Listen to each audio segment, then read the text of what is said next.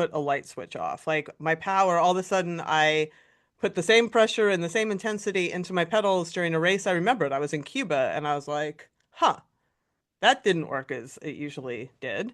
And I looked in the mirror and I thought, where I have always been an incredibly muscular woman. I'm like, where did those muscles go?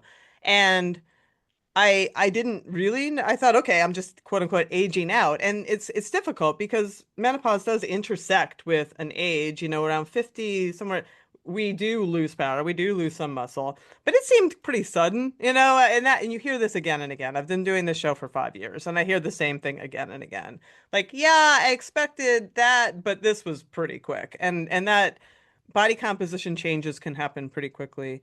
And what I wish I had understood is that estrogen and progesterone also work in the brain. They work in your central nervous system. They work in all those things. So mood changes, I've heard many women say, I used to just get out of bed at 5 every morning and just be all in, and they have a hard time getting themselves up. They feel fatigue. They feel depressed.